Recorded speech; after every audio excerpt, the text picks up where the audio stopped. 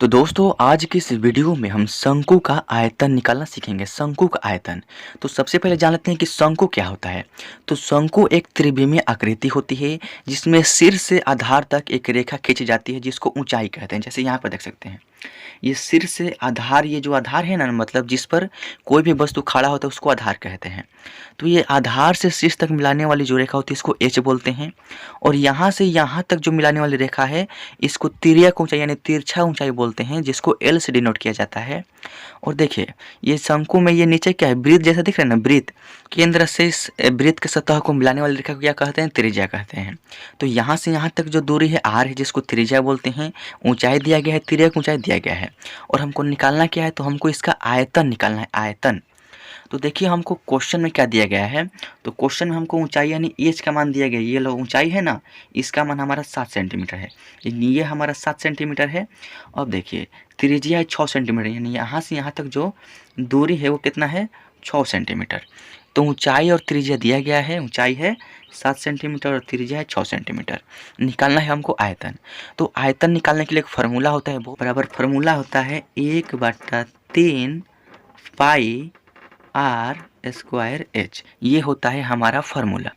अब देखिए आपको करना कुछ नहीं है, इसी फार्मूला पर जो भी क्वेश्चन में दिया गया है आपको रख देना है।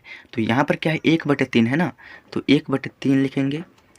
गुना में यहाँ पर पाई है, तो पाई का मान होता है 22/7, ये आपको याद कर लेना है। पाई का मान 22/7, फिर गुना में आर स्क्वायर, यानी आर का पावर 2 है, तो आर का मान हमारा कितना है, यानी त्रिज्या हमारा 6 सेंटीमीटर है ना, यानी आर स्क्वायर है। तो हम क्या करेंगे, 6 का स्क्वायर कर देंगे। फिर यहाँ पर एच है, तो गुना में एच का मान हमारा 7 सेंटीमीटर है, तो 7 यहाँ पर कर देंगे।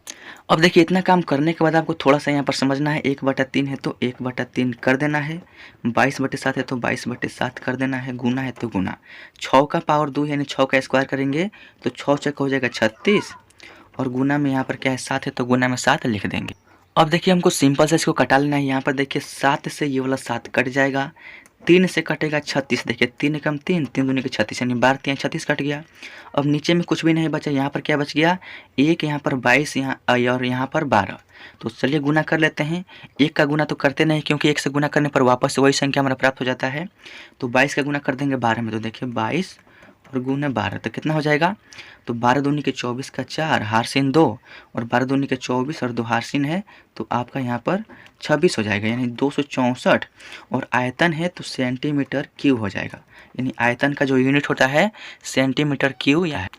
तो ये हमारा पहले क्वेश्चन का आंसर 264 सेंटीमीटर क्यूब आ गया। तो देखिए हमारा दूसरा क्वेश्चन क्या है। दूसरा क्वेश्चन है, उस लंब वृत्तीय शंकु का आयतन ज्ञात कीजिए जिसका त्रिज्या 3.5 सेंटीमीटर और ऊंचाई 12 सेंटीमीटर है। यानी इसमें भी त्रिज्या दिया गया है और ऊंचाई दिया गया है। तो चलिए हम यहाँ पर शंकु बना लेते हैं। तो शंकु हमारा इस टाइप के बन जाएगा। थोड़ा सा यहाँ पर अकटेर बकटेर हो रहा है, लेकिन आप सही बना लेना। ये होता है हमारा ऊंचाई जो यहाँ से यहाँ तक होता है, जिसको एच से डिनोट करते हैं। और ये जो है हमारी त्रिज्या आर है और ये तिर्यक ऊंचाई एल है, समझ रहे हैं ना। तो हमको ऊंचाई और त्रिज्या से मतलब है, तो ऊंचाई हमारी कितना है, ऊंचाई है 12 सेंटीमीटर, यानी यहाँ से यहाँ तक की दूरी कितना है, 12 सेंटीमीटर। और त्रिज्या जो है, त्रिज्या हमारा कितना है, 3.5 सेंटीमीटर दिया गया है। हमको निकालना है इसका, क्या निकालना है, आयतन निकालना है। तो फॉर्मूला लगाएंगे, शंकु का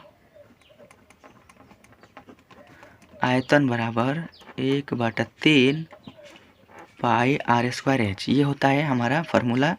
तो 1/3 और पाई का मान होता है 22/7। जहाँ भी पाई देखें वहाँ पर आपको 22/7 रखना है। आर का स्क्वायर है तो आर हमारा कितना है, यहाँ पे 3.5 का स्क्वायर। तो देखिए स्क्वायर का मतलब क्या होता है, 2 का स्क्वायर करते हैं तो 2 गुना 2 लिखते हैं। जैसे यहाँ पे देखिए हम 2 का स्क्वायर करेंगे तो 2 गुना 2 यानी 4 हो जाएगा। 4 का स्क्वायर करेंगे तो 4 गुने 4, यानी स्क्वायर के बदले हम क्या कर रहे हैं, संख्या का डबल कर दे रहे हैं। स्क्वायर के बदले हम इस संख्या को क्या कर रहे हैं, 2 बार गुना में लिख दे रहे हैं। ठीक उसी तरीक़ा से हमको आर का स्क्वायर करना है, यानी 3.5 का क्या करना है, स्क्वायर करना है। तो हम इसको 2 बार 3.5 गुने 3.5 लिख सकते हैं। ये हो गया हमारा स्क्वायर। अब गुना क्या है, इसमें एच है तो एच का मान है हमारा 12 सेंटीमीटर। अब देखिए हम इसको कटाने का प्रयास करेंगे तो यहाँ पर देखिए, यहाँ पर नीचे में 3 से ये वाला 12 कटेगा, 3 चौके 12 4 बार में। अब देखिए क्या करेंगे, यहाँ पर दशमलव है और यहाँ पर भी दशमलव है, तो इन दशमलव को हटाएंगे।